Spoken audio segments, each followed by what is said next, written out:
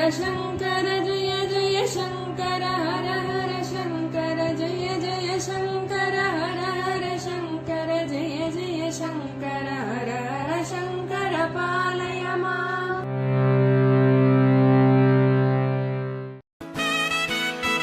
Mahasankara matrimony மிகவும் மேம்படுத்தப்பட்ட online திருமணப்பதிவு இணையதளம்.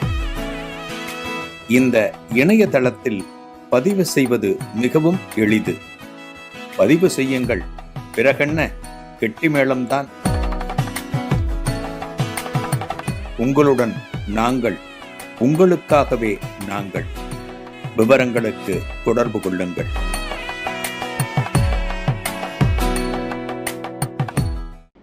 ஸ்ரீ குருபியோ நமக. ஓம் காஞ்சிவாசாய வித்மகே சாந்தரூபாய திமகே தன்ன சந்திரசேகரேந்திர பிரச்சோதியாத். எல்லாருக்கும் நமஸ்காரம். மகாபிரிவ மகிமை அனுபவத்தில் சுப்பிரமணியம் அவருடைய மனைவி 2 பேர் சம்பந்தமாக ஒரு அனுபவம் பார்க்குறோம். பெரியவாளை சத்தாராவில் பார்த்து யாருக்கும் இல்லாமல் இவாளுக்கு சிவமகிமா சோஸ்திரம் புக்கு எடுத்து கொடுத்தா பெரியவா. டெய்லி படிக்க சொல்லி சுப்பிரமணியத்துக்கு பெரியவா செய்கை காமிச்சார், ஜாட காமிச்சார். டெய்லி படிக்க சொல்லி ஒரு ஸ்லோகம் படிக்கிறது, பாராயணம் படிக்கிறது, இதுக்கெல்லாம் நிச்சயமாக பலன் உண்டு, பலன் இல்லைன்னு சொல்ல முடியாது. யாருக்கு இதெல்லாம் படிக்க வேண்டாம் அப்படின்னா நல்ல மனசு, நல்ல எண்ணங்கள், நல்ல சிந்தனைகள், நினைக்கிறது எல்லாமே நல்லது அப்படின்னு ஒருத்தர் இருக்காருன்னா அவருக்கு எதுவுமே தேவையில்லை. ஏன்னா எந்த இடத்துல உண்மை, நேர்மை இவையெல்லாம் குடிகொண்டு இருக்கிறதோ அந்த இடத்துல சகல விதமான தெய்வங்களும் வாசம் பண்ணும். உண்மையாக ஒருத்தர் வந்துட்டோம் அப்படின்னா அவனுக்கு ஒன்றுமே தேவையில்லை. இந்த புண்டரீகன் கதை, பண்டரிபுரத்தில் புண்டரீகன் கதை பார்த்தேன்னா அவன் அப்பா அம்மாவுக்கு சேவை பண்ணுறான், அப்பா அம்மாவை கவனிச்சுக்கிறான், அவர்களை குளிப்பாற்றான், அவர்களுக்கு சாப்பாடு போடுறான், அவர்கள் உறங்குவதற்கு உதவுகிறான், அவர்களுக்கு சிறு சிறு படிகளை செஞ்சு கொடுக்குறான். அப்பா அம்மாவுக்கு செய்கிறதுனால கிருஷ்ண பரமாத்மா அங்கே வந்த, டேய் நீ அப்பா அம்மாவுக்கு சேவை பண்ணுறியே, உன்னை பார்க்கறதுக்காக வந்தேன் அப்படின்னு கிருஷ்ணனே தேடி வந்தான். ஆக என்ன புரிகிறது? பகவான் உங்களை தேடி வர வேண்டாம், சரி நீங்கள் தேடி போக வேண்டாம், பகவானே உங்களை தேடி வருவார். எப்போ? நீங்கள் அப்பா அம்மாவுக்கு சேவை செஞ்சீங்க. அதே போல் நீங்கள் உண்மையாக இருந்தேன், நியாயமாக இருந்தேன், பொய்யே சொல்கிறது கிடையாது, அடுத்தவர்கள் நலன் மேலே விருப்பம், யாருக்கும் தீங்கு நினைக்கிறதில்ல, உங்களுக்கு என்ன கிடைக்கிறதோ அதை வச்சு சுகமாக வாழறேன்னு கடவுள் உங்ககிட்ட இருப்பார். கடவுள் உங்ககிட்ட இருப்பார். இதெல்லாம் நமக்கு இல்லைங்கிறதுனால தான் நம்மளாம் பாராயணம் பண்ணுறோம். கந்த சஷ்டி கவசம், லலிதா சகஸ்திரநாமம், விஷ்ணு சகஸ்திரநாமம், சிவமகிமா சோஸ்திரம் இதெல்லாம் படிக்கிறோம்.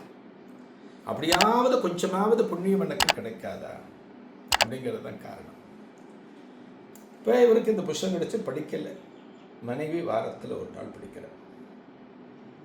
8 வருஷம் போகுது. எத்தனை வருஷம்? சத்தாராவில் மகாபிரியவாள சுப்பிரமணியம் தம்பதியர்கள் தரிசனம் செய்து சிவமகிமா சோஸ்திரம் வாங்கி 8 வருடம் ஆகிறது. இந்த சிவமகிமா சோஸ்திரத்தை சுப்பிரமணியம் டெய்லி படிச்சுட்டு வந்தார். பெரியவா சொன்னபடி படிச்சுட்டு வந்தார்னா எத்தனை வருஷம் ஆகியிருக்கும்? 8 வருடம் ஆகியிருக்கும். 2 வாரத்தில் நிறுத்திட்டார். 2 வாரம் நிறுத்திட்டார். 8 வருஷம் ஆன பிறகு அவருடைய பொண்ணுக்கு கல்யாணம் பண்ணணும்.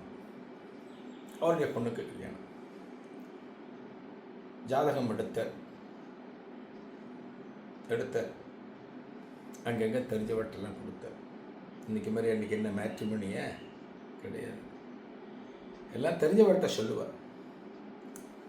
இப்போ அந்த நாளில் பார்த்தீங்கன்னா ஒரு கல்யாணம் நடக்கிறதுன்னா அங்கே ஒரு கல்யாணம் மட்டும் இல்லை, கவனிங்க, ஒரு கல்யாணம் மட்டும் இல்லை, அந்த இடத்துல கிட்டத்தட்ட ஒரு 10 கல்யாணம் நிச்சயமாகும். அன்னைக்கு அதுதான் மேட்ரிமோனி சென்டராக இருந்தது. ஒரு கல்யாணம் நடக்கிறதுனா அந்த இடம் தான் ஒரு மேட்ரிமோனி சென்டர். யார் யாரெல்லாம் பொண்ணை வச்சுருக்காலோ பொண்ணை அன்னைக்கு அழகாக புடவெல்லாம் கட்டி பின்னெல்லாம் பின்னி குங்குமம் வச்சு பொண்ணை கூட்டின்னு வருவாள், மணப்பெண் போல் கூட்டின்னு வருவாள். அதுபோல் பிள்ளையாத்துக்கார பிள்ளையை கூப்பிட்டு வருவான்.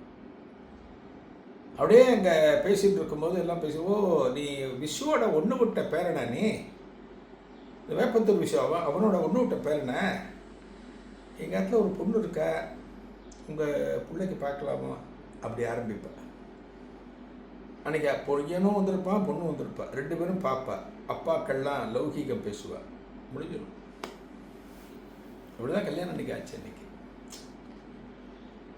இவர் பார்க்குற 2 வருஷம், எத்தனை வருஷம், 2 வருஷம் கல்யாணத்துக்கு எடுத்து ஒன்றும் ஆகலை, ஒன்றுமே சரியாக தகையலை.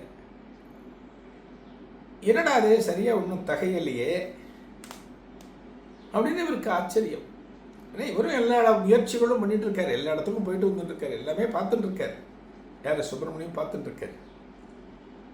எதனால் ஆகலைன்னு அவருக்கு குழப்பம்.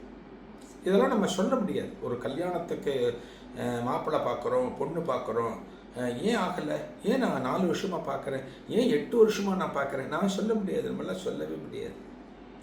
இதெல்லாம் பகவானுடைய கணக்கு. இன்னாருக்கு இன்னார் என்று எழுதி வைத்தானே தேவன் அன்று. பகவான் அன்றைக்கே எழுதி வச்சுட்டான். ஆனால் அது யாருன்னு நமக்கு தெரியாது. அது யாருன்னு தேடி நம்ம கண்டுபிடிக்கணும்.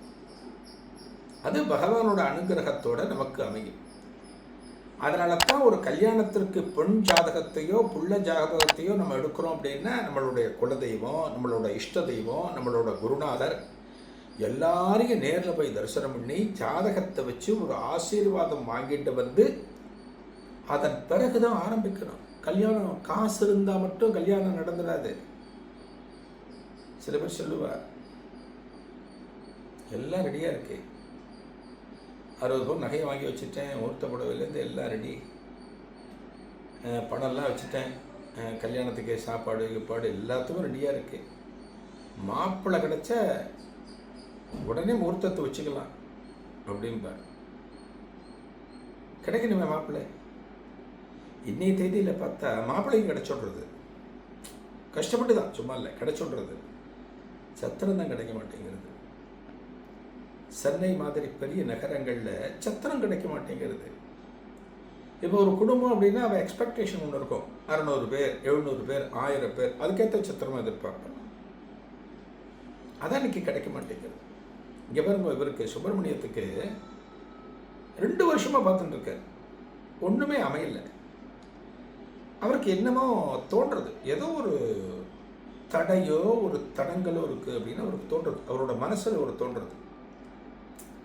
அவரோட ஃப்ரெண்டு ஒருத்தர் பம்பாய் கோபாலகிருஷ்ணன் ஒருத்தர், அவரோட நண்பர், ஜோசியரும் கூட. ஜோசியர் என்ன பார்க்கக்கூடியவர், என்ன பார்ப்பார். சரி, அவங்ககிட்ட காமிப்புமே, பொண்ணு ஜாதகத்தை கொண்டு போய் காமிப்புமே, ஏதாவது தோஷம் இருக்கா பார்ப்போமே அப்படின்னு நினைக்கிற. இதன் தொடர்ச்சி என்ன அடுத்த நிகழ்வில் காணலாம். நன்றி, வணக்கம்.